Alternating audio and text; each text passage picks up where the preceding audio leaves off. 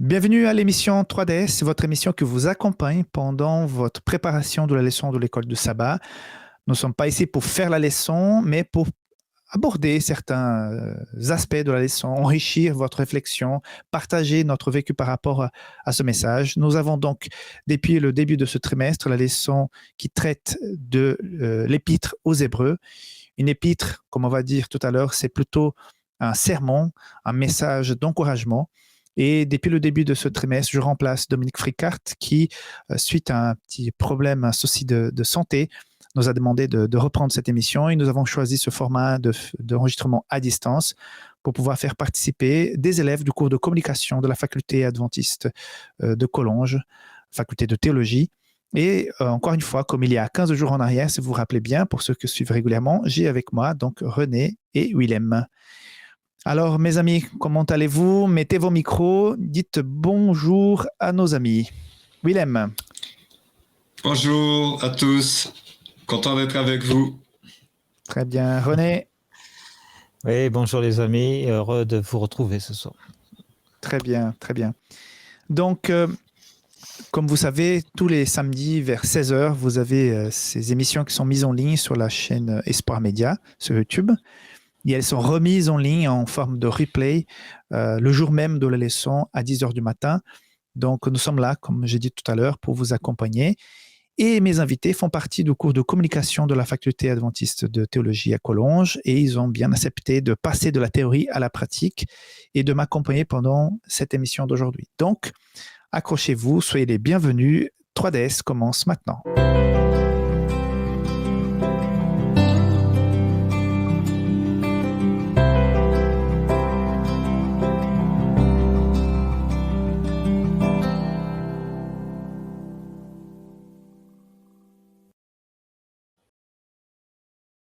Voilà, je disais tout à l'heure au début, en introduction, que cette épître aux Hébreux, elle rappelle plutôt un message d'un sermon, un message d'encouragement. Donc, dans d'autres épîtres, il y a peut-être un peu plus de schéma dogmatique, prophétique. Mais là, je ressens beaucoup d'encouragement et surtout la personne de Jésus, ce Jésus qui a accompli sa mission, ce Jésus qui est déjà ressuscité, c'est Jésus qui a été donc se place à droite de son Père, qui est assis sur son trône, qui est aussi dans le temple. Et justement, la leçon d'aujourd'hui va aborder ce thème, Jésus, le Fils promis. Et donc, nous l'étudions pour le sabbat 15 janvier. Donc, avant d'entamer l'étude et quelques aspects de cette leçon que nous avons cette semaine, il est question, dans l'introduction de cette leçon par rapport au temps de la fin. Est-ce que vous pensez, parce que j'entends depuis ma conversion, depuis que j'ai connu l'Église adventiste, j'entends depuis ce moment-là, ça fait déjà plus de 25 ans, que nous vivons le temps de la fin. Et puis Hébreu, là, dans son épilogue, dans son introduction, il parle aussi du temps de la fin. Est-ce que nous n'avons pas trop déjà vécu dans le temps de la fin? Est-ce que cette attente, cette peur même, cette crainte du temps de la fin que nous serions en train de vivre, elle n'est pas en train d'entacher d'autres missions qui sont la nôtre?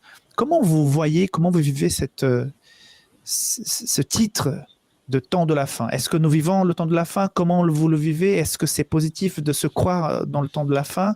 Parce que ça fait longtemps qu'on est dans le temps de la fin. Donc, je vous titille, hein, c'est un peu mon rôle ici de vous poser des questions comme ça. Donc, qu'en dites-vous?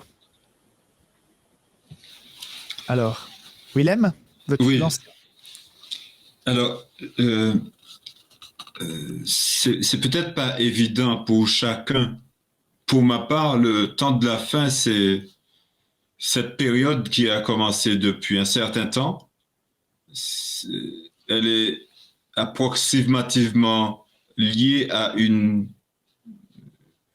nombre d'années, peut-être des centaines d'années, et je fais partie parce que mon temps est limité, mais le temps de tout le monde entier n'est. La manière dont je vis, c'est une chose.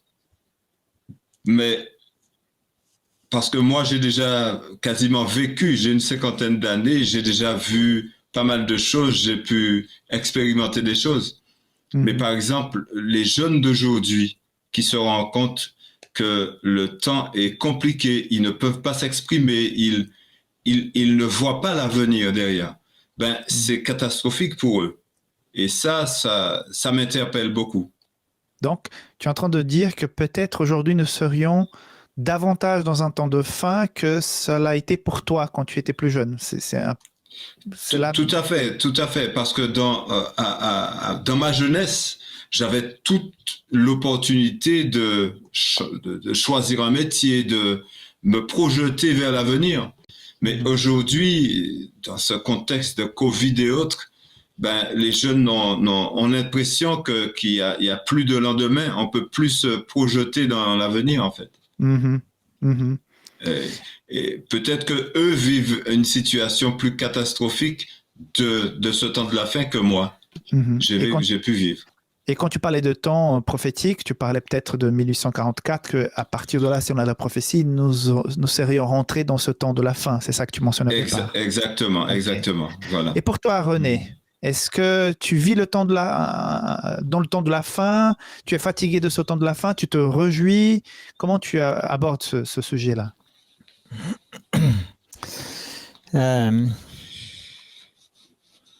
Écoute, tu as dit une chose intéressante, c'est que notre théologie démarre le temps de la fin en 1844 suite aux prophéties du livre de Daniel.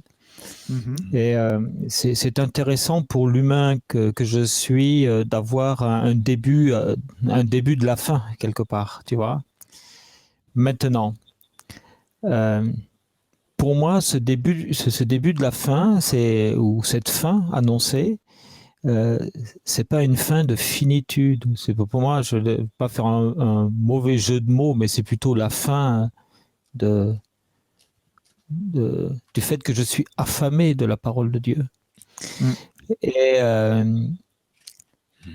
le fait que ce soit la fin d'un temps me réjouit dans ce que c'est l'approche de notre Seigneur qui est annoncée. Donc ce n'est pas quelque chose de catastrophiste pour moi. Ce n'est pas une terrible nouvelle, au contraire, c'est plutôt une bonne nouvelle. Et je crois que c'est le sens même de ce que veut dire évangile, n'est-ce pas? Tout à fait. Nous vivons des temps assez difficiles et compliqués.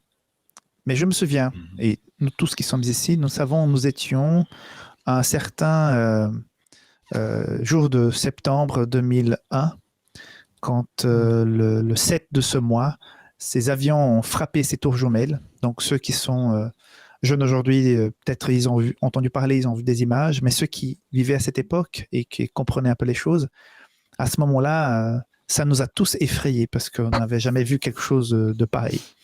Et je peux vous dire que j'avais eu l'impression à ce moment-là que nous étions en train de rentrer dans le temps de la fin et que les choses allaient s'accomplir et que dans encore quelques années, et puis Jésus reviendrait et que voilà. Et finalement, ça fait 20 ans. 20 ans que ces choses se sont passées. Et nous voici toujours en train d'attendre et nous parlons encore avec la Covid de l'approche du temps de la fin. Donc, je pense que oui, nous vivons le temps de la fin, mais comme a dit justement Willem au départ, nous avons une vie qui est assez courte, mais le temps pour Dieu, le temps de cette terre est un temps différent du nôtre. Je pense que nous devrions vivre dans l'attente du retour de Jésus parce que notre vie peut s'arrêter à n'importe quel moment et ça serait pour nous le temps de la fin. Mais en même temps, je pense qu'il ne faut pas s'embarquer dans toutes sortes d'événements pour dire voilà, c'est maintenant, c'est comme ça, Jésus revient dans... Les éléments nous montrent que Jésus revient bientôt, mais nous ne pouvons pas être aussi catégoriques. J'ai cru en 2001, j'y pense très fort en 2021, et je pense que 2022, ça sera aussi la même chose. Nous y sommes en 2022, et ce temps, cette attente de la fin est toujours présente, toujours réelle, mais nous ne pouvons pas dire avec exactitude voilà, que nous sommes vraiment dans les derniers jours. Ça semble être le cas, mais je ne peux plus être aussi catégorique parce que l'expérience me le démontre.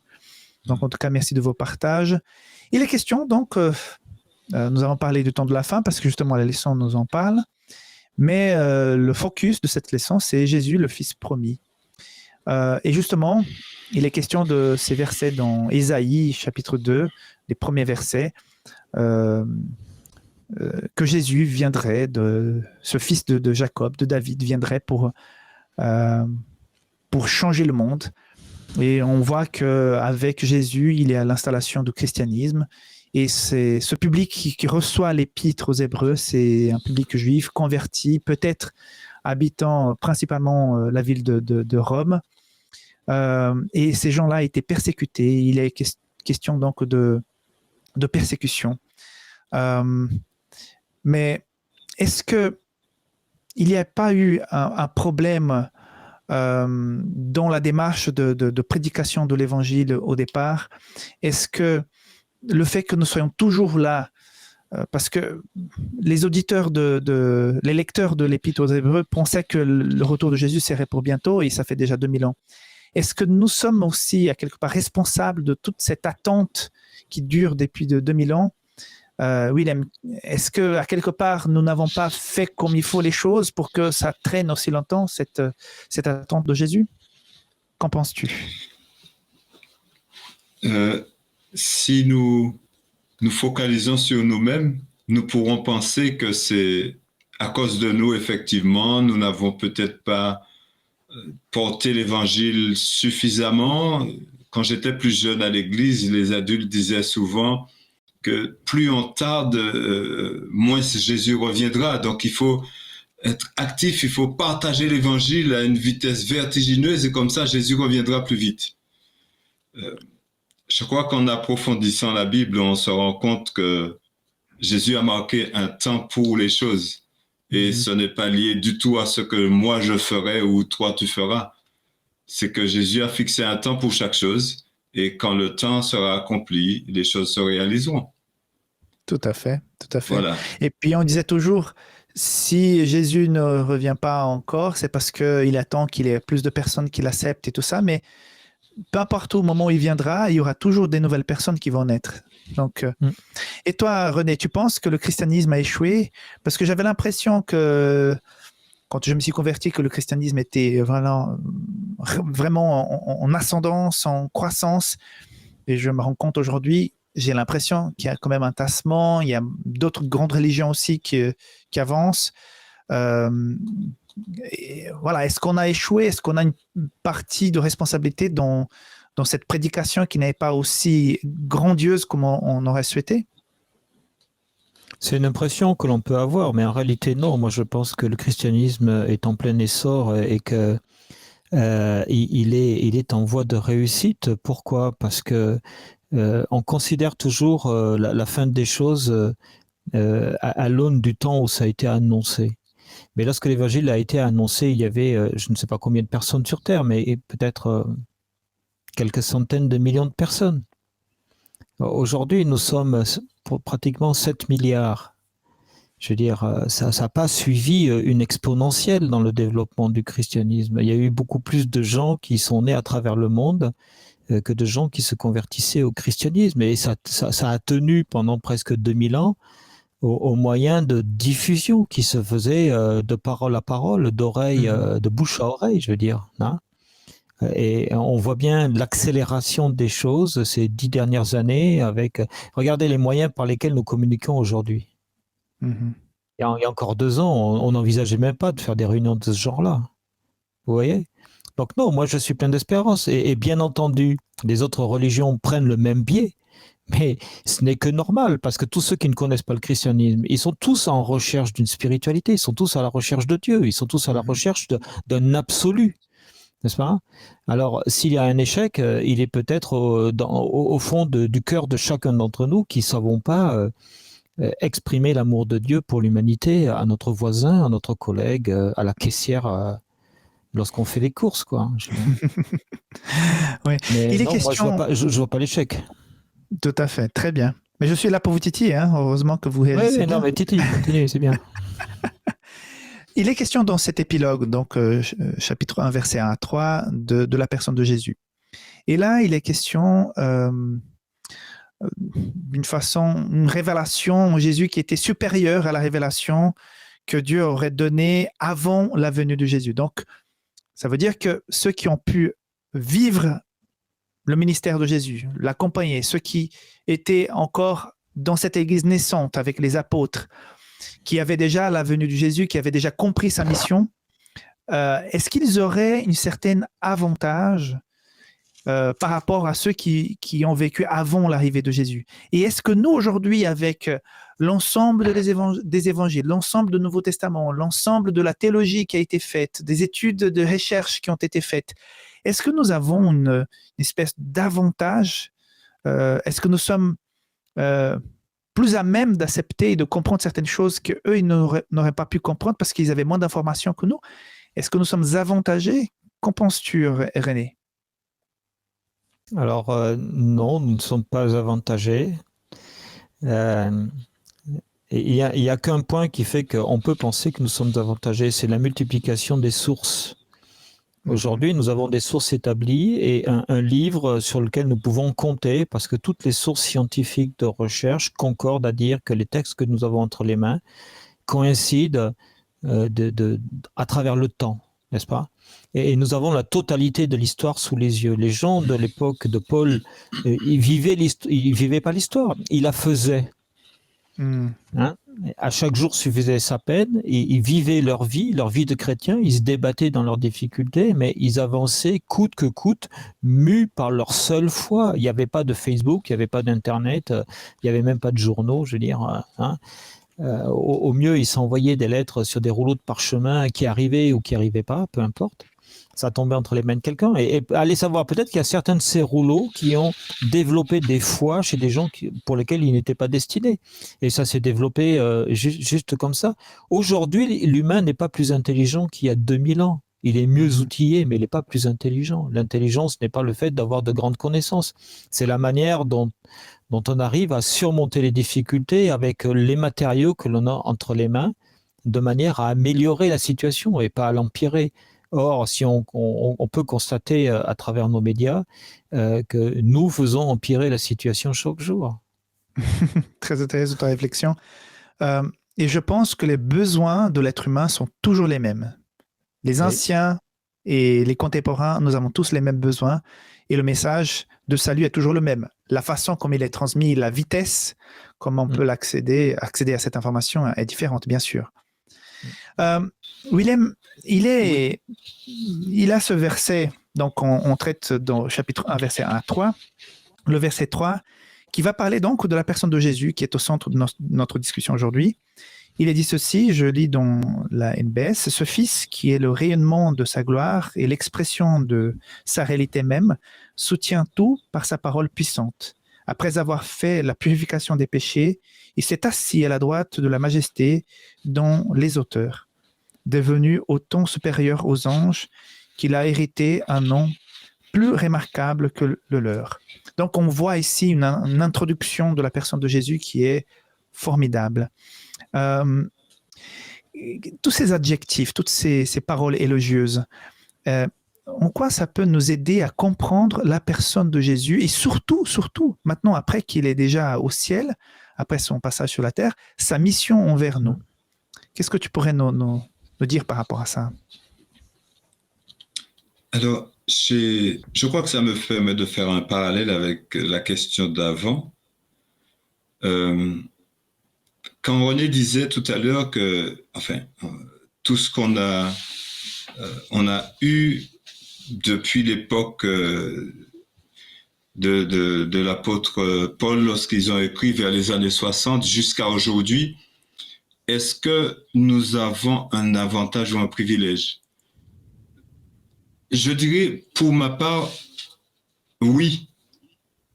Et à travers ce texte que tu viens de nous lire, je considère que lorsque j'ai eu 20 ans, je me sentais en pleine forme et je sentais que j'avais la vie devant moi, j'avais tout ce qu'on me disait, pour moi, j'avais tout. Mais aujourd'hui, je me rends compte que c'est maintenant avec le recul de toute ma vie passée, je me dis, mais c'est maintenant que je me sens vraiment aguerri, je me sens ferme, prêt à faire une cinquantaine d'années en plus. Qu'est-ce que j'essaie de vous dire? En fait, ce qui a été écrit nous sert de... C'est un témoignage. Ça nous sert d'exemple. La vie de Jésus avant et la vie de Jésus tel qu'il est cité, l'intronisation de Jésus dans le ciel, ça nous montre quelque part que Jésus a vécu une vie comme nous, ici-bas, avec nous. Les disciples ne l'ont peut-être pas bien compris, mais tant bien que mal, ils ont pu essayer de suivre selon leur compréhension. Mais ce qui est réservé à chacun de nous, d'entre nous là-haut, c'est quelque chose de majestueux. Jésus est en train de nous montrer qu'il a fait ce parcours ici-bas et qu'il a été élevé à la droite de Dieu, quelque part pour nous dire que si nous fixons les yeux sur lui, si nous regardons à Jésus, nous avons une opportunité à vivre quelque chose de formidable avec Jésus là-haut. Et cette intronisation, ça ne veut pas dire qu'on sera intronisé comme Jésus à la droite du Père, etc. C'est pas dans ce but-là. Mais assurément, il y a quelque chose d'extraordinaire qui est promis par Jésus. Et cela peut être accessible à chacun de nous. Amen, amen. René, il est dit au début du verset 3, justement, « Ce Fils qui est le rayonnement de sa gloire et l'expression de sa réalité même. » Donc, on voit que le verset insiste sur le fait que Jésus est le Fils de Dieu et qu'il reflète profondément le caractère de Dieu. Donc, qu'est-ce qu'on peut apprendre de Dieu par la personne du Fils qui a été mis vraiment au centre, là, après sa mission réussie sur la terre? Qu'est-ce qu'on peut apprendre de Dieu par le biais de son Fils Jésus?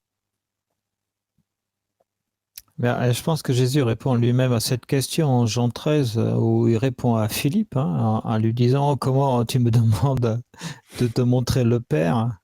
Et celui qui m'a vu a vu le Père. Je suis le chemin, la vie, la vérité. » Il est celui qui mène au Père, il est l'image du Père. Celui qui a vu Jésus a vu le Père. C'est difficile de dire plus en réalité, hein. Ou alors il faudrait interroger Moïse qui n'a pas vu le Père mais qui a juste vu la gloire de Dieu passer de dos. et nous sommes tous, comment dirais-je, cachés par Dieu dans notre rocher, et lorsqu'on a de la chance, on perçoit comme ça la gloire de Dieu qui passe dans notre vie. Ou un peu comme Élie qui a senti cette brise passer. Il se demandait si c'était un tonnerre, si c'était un grand vent. C'était la présence de Dieu. Cette présence qui était présente aussi dans le jardin d'Éden, le soir, dans la brise du soir. Dieu venait voir sa créature. Et je crois que c'est de ça dont on doit se contenter. On doit avoir l'humilité de se dire que on n'a pas les réponses à tout. Les réponses les plus importantes concernant Dieu se trouvent dans notre cœur, se trouvent dans l'expression même de notre foi. Et quand j'ai dit ça, j'ai rien dit parce que je trouve ça en même temps extrêmement dommage, parce que comment est-ce que j'explique Dieu à celui qui ne le connaît pas et qui n'a pas la foi? Tu vois, Rickson, c'est ça le drame du chrétien, c'est d'avoir la foi et d'être dans l'incapacité de transmettre quelque chose à l'altérité en disant « Tiens, prends cette carte, tu vas rencontrer Dieu ». C'est impossible. C'est une démarche de la personne qui doit... C'est une démarche de la personne. Et nous, tout ce que nous pouvons faire, c'est comme Paul l'a fait, parce que Paul avait toute sa théologie, il ne pouvait pas dire non plus qui était Dieu, quelles étaient ses propriétés, quelle était sa personnalité, mais il pouvait témoigner de sa foi, il pouvait témoigner de sa réflexion, de sa théologie. Et c'est ce que nous sommes appelés à faire nous aussi. Et lorsque Jésus dit à Philippe, comment ça, tu demandes qui est le Père, mais regarde-moi. Je suis là. Eh bien, on est invité à nous tourner vers Jésus, à le voir pour voir Dieu. Et toi, Willem, comment tu arrives à mieux cerner le Père par le Christ et par ce qui nous est raconté dans cette introduction d'Hébreux? La rencontre avec Christ, c'est quelque chose de personnel. Mais si nous parvenons souvent, le plus souvent possible, d'être ce personnage qui a été transformé par Jésus, de pouvoir vivre cette relation avec lui de manière à ce que l'autre, dans nos échanges avec lui, il puisse percevoir quelque chose de différent chez nous. Je crois que il y a des choses qu'on ne peut pas expliquer forcément à celui qui ne connaît pas, c'est sûr. Mais dans une transmission de ce qu'on reçoit, ça parle plus fort que ce qu'on dit. Et je crois que c'est peut-être là notre erreur en tant que chrétien, de ne pas nous appuyer vraiment sur l'Esprit Saint, le laisser faire ce qu'il veut de nous. Ton micro a été coupé. Pardon. Je disais que c'est à travers l'Esprit Saint que nous pourrons mieux exprimer ce que nous sommes avec Christ en faveur de l'autre. Alors, je vais te compliquer un petit peu la tâche parce que la leçon cette semaine vient nous dire que nous avons été créés à l'image de Dieu. On est tous d'accord. Okay. Par contre, mais pas la même substance. OK. Tandis que Jésus, il est venu à l'image de Dieu parce que il est venu à notre image et nous sommes à l'image de Dieu, mais aussi en substance. Il a dit, celui qui m'a vu a vu le Père. Donc, sa substance, à quelque part, rattachée au Père. Donc, si tu es d'accord avec cette affirmation, comment expliquer à quelqu'un qui ne connaît rien du christianisme, d'une façon très simple, cette notion d'image de Dieu, mais que Jésus, lui, avait une substance différente parce qu'il était le Fils de Dieu, mais en mission sur la terre, il n'utilisait pas ses pouvoirs de Fils de Dieu. La leçon laisse entendre cette difficulté de parfois expliquer, témoigner, ou même comprendre cette notion. Comment, tu parlais justement de témoignage, comment expliquer ça aux personnes qui ne connaissent rien au christianisme? Alors, j'ai pour habitude de citer cet exemple. Si j'ai un fils, je ne vais pas comparer le fait qu'il soit issu de moi par rapport à Dieu et Jésus, mais plus dans le fait que j'ai un partenariat avec un fils à travers, par exemple, une entreprise que j'ai montée. Et que forcément, je voudrais, comme je sais que je suis plus âgé et que je suis appelé à m'en aller, j'essaierai de lui communiquer le mieux possible, lui donner toutes les ficelles pour qu'il puisse bien gérer et encore mieux que moi l'entreprise. À un moment donné, quand je le sentirai apte, dans un commun accord avec moi, quand je le sentirai apte à conduire les choses tout seul, je lui transmets quelque part tous les droits d'auteur et autres, les droits de succession pour qu'il puisse être à même de mener les choses à bien. Je pense que c'est dans cette transmission qu'on peut voir le rôle de Jésus et le rôle de Dieu. Comment Dieu a eu si confiance en Jésus qu'ils ont pu se permettre à tous les deux de se faire confiance et de se dire, faisons tel projet ensemble. Dans cette circonstance-là, Jésus, forcément, il a une nature c'est comme si, par exemple, nous sommes là et nous regardons un nid de fourmis. Et on se dit, mais qu'est-ce qui se passe au fond du nid? pour que nous ne sommes pas constitués de manière égale à une fourmi pour que nous puissions entrer dans le trou. Et on pourrait se dire, mais si on parvenait à devenir la fourmi pour aller les rencontrer et comprendre ce qu'ils font au trou. En devenant fourmi, je ne serai jamais moi-même. Je vais peut-être devoir entrer dans une autre forme pour aller dans ce trou de fourmi. Et à l'issue de cela, je reviendrai moi-même pour vous transmettre le message. C'est un petit peu de cette façon que j'essaye de comprendre à celui qui ne voit pas Dieu. D'accord. La forme est la même, mais l'essence est différente parce qu'il vient pour une mission spécifique. Voilà, Okay. tout à fait. René, tu veux compléter rapidement avec une réflexion? Oui, enfin, ce que dit William est très parlant. Je crains de compliquer la situation en rajoutant des choses, mais on aborde une question difficile, celle de la kénos de Dieu, quoi, la kénos du Christ qui a tout abandonné pour devenir un humain. En réalité, c'est quoi? Dieu a pris sa responsabilité de créateur pour venir nous tirer de l'embarras dans lequel on s'est mis. Voilà. Après, trouver une explication, écoutez... un microbiologiste peut vous expliquer ce que c'est un microbe parce qu'il voit sous son microscope. Nous, on n'a pas de microscope suffisamment grand. On a les Écritures. Et encore une fois, je reviens toujours au principe de foi, quoi.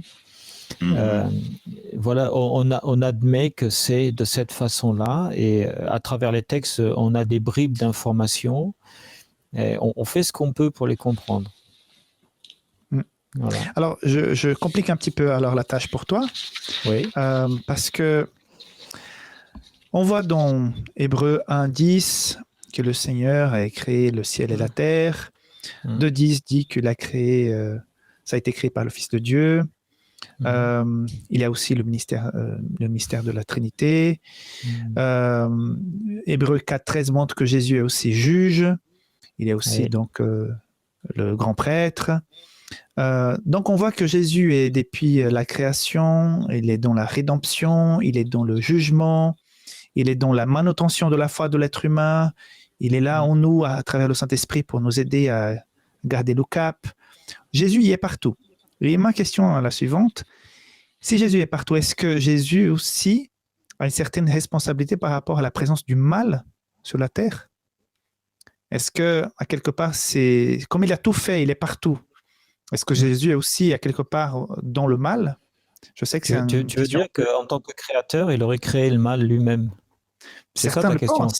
C'est ça oui, que effectivement. Certains disent aussi que pourquoi Dieu a mis au milieu du jardin un arbre qui aurait poussé à la faute Adam et Ève, quoi, et que finalement, Dieu a organisé le péché de manière à tenter sa créature pour voir si elle était capable de chuter ou de résister. Bon, écoutez, on va se perdre en conjecture. Moi, mon point de vue, avec le peu que je sais, et ce que chacun peut comprendre, il se résume en quelques mots. En fait, c'est le libre arbitre. Dieu a créé l'univers en le dotant du libre arbitre. Nous avons le libre arbitre. Et celui qui a trahi Dieu avait la possibilité de choix. S'il n'avait pas eu la possibilité de choix, il serait resté un gentil ange tout le temps, un archange même, à la droite de Dieu, porteur de sa lumière, jusqu'à aujourd'hui. On n'aurait pas eu tous ces problèmes. Donc ça veut dire que les créatures célestes qui ont été créées par Dieu ont la possibilité de choisir ce qu'elles avaient envie de devenir et ce qu'elles veulent devenir. Bon, il y en a un qui a trouvé que sa situation n'était pas celle qu'elle devait être. Et Dieu seul sait, je pense, pourquoi cet être sublime a changé. Moi, j'en sais rien. Je constate simplement le fait. Alors, ce n'est pas la responsabilité de Dieu, c'est la responsabilité de celui qui change. Je veux dire, si toi, tu décides de mettre une chemise rouge pétante, c'est ta responsabilité de savoir comment tu vas passer à l'écran, n'est-ce pas? C'est pas celle du spectateur qui te regarde et puis qui est agressé par cette couleur. Donc voilà, c'est toujours la même question, c'est-à-dire qu'au titre du fait que Dieu est omnipotent et omnipuissant, on présuppose qu'il est responsable de tous les malheurs du monde. En réalité, non. Nous sommes les responsables nous-mêmes de nos propres malheurs. Bon, j'ajoute aussi, comme tu viens de dire, qu'à quelque part, il y a eu un être qui a incarné le mal. Et je dis souvent, hein, c'est un mystère que je veux bien savoir davantage quand je serai au ciel. Comment, dans un être parfait, il a pu avoir cette sémence du mal qui un jour a poussé et qui a basculé le projet de Dieu pour cette humanité. Mais je complique encore un peu les choses, Willem, parce qu'il est dit dans Hébreux 7.3 que Jésus est le Fils engendré de Dieu. Et ça nous pose un problème. Nous croyons à la Trinité, Dieu est Dieu Père, Dieu Fils, Dieu Saint-Esprit, ils sont à égal.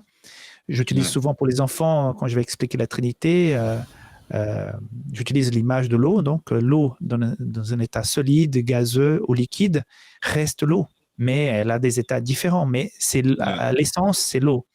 Et là, tout à coup, ce verset vient parler d'un enfant engendré de Dieu qui serait le Fils Jésus. Donc là, il y a problème. Alors, comment on explique un petit peu ce verset qui parle de père qui engendre un fils par rapport à Dieu et Jésus? Comment tu comprends cette chose, cette déclaration? C'est vrai que ça pourrait être tentant de se dire que Dieu a eu un fils, et on sait pertinemment qu'on n'est pas comme dans les dieux grecs où on a Zeus avec etc. d'enfants et tout. Ouais. Non, et juste fort heureusement, le texte de Hébreux 7, verset 3 dit que Jésus n'a ni début ni fin. Donc, Jésus ne peut pas être engendré. Alors, engendré dans le sens d'avoir été enfanté. Il y a ce lapsus, c'est pas parce que Jésus vient dans le ventre de Marie qu'il a été conçu comme un père avec une mère font un enfant. Mais peut-être que le sens de l'engendrement là ne veut pas forcément dire fils, enfant de, mais de génération, d'essence même, comme tu as dit tout à l'heure, ils sont de la même essence, de la même substance, qui prouve que c'est un père, enfin Dieu, qui transmet des attributs à un autre. Ils se partagent les choses.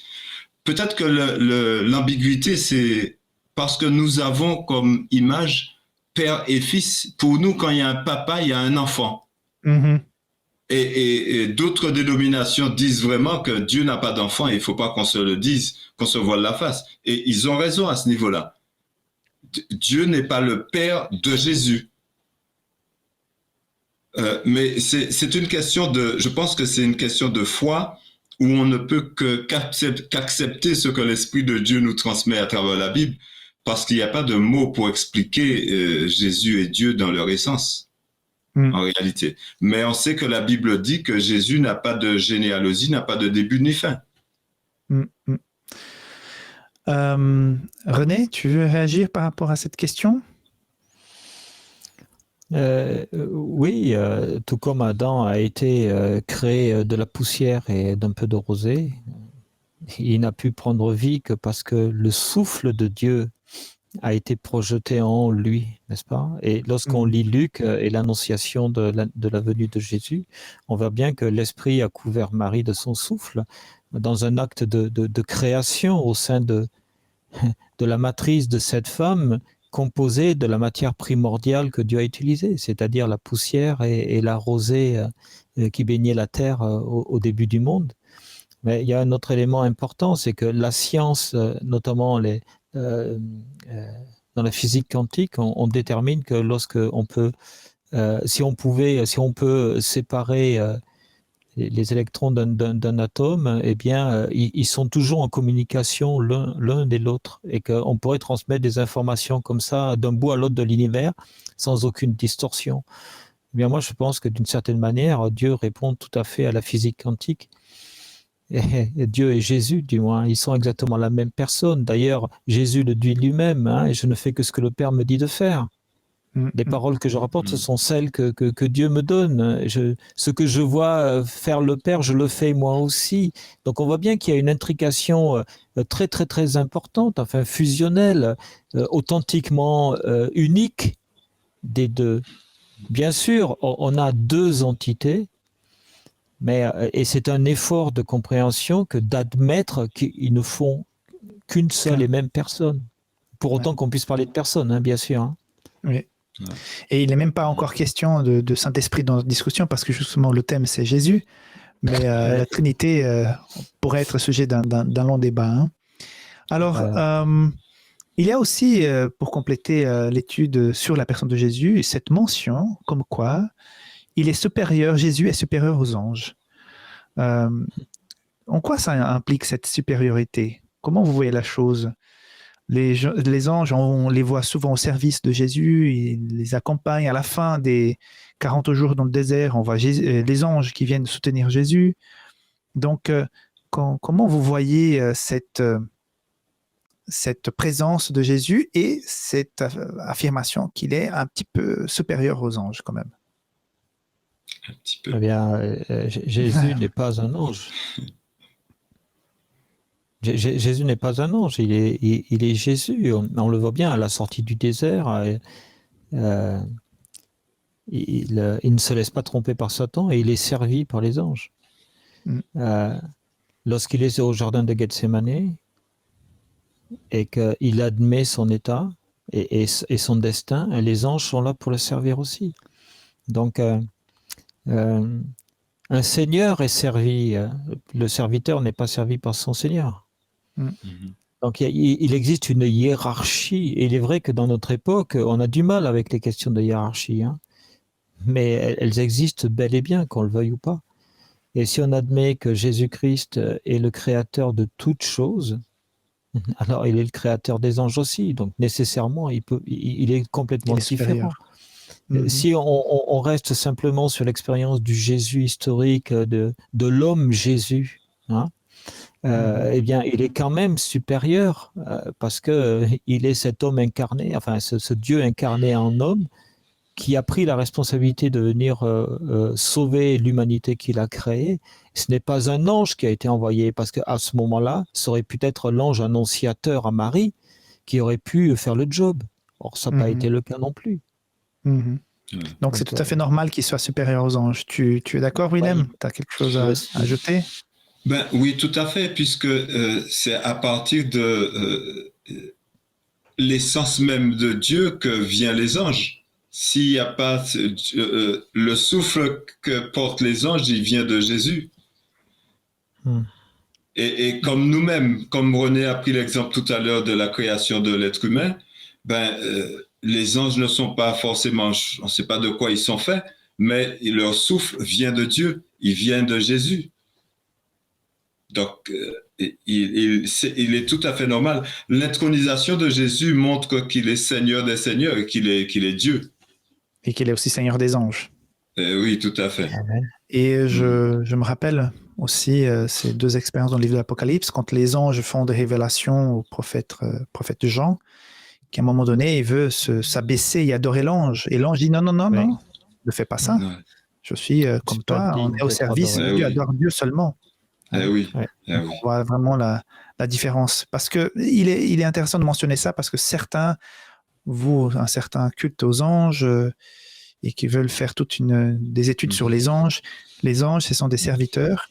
Il sera question aussi sur un autre étude de ça. Mais voilà, je pense que nous avons fait le tour sur cette question de Jésus, le Fils promis. Je vous remercie. Les questions n'étaient pas simples à répondre, mais c'était tout à fait intéressant. Donc, je voudrais aussi vous inviter, vous qui nous regardez maintenant, à continuer de nous suivre. Si possible, abonnez-vous à cette chaîne pour que vous puissiez être informé des autres émissions.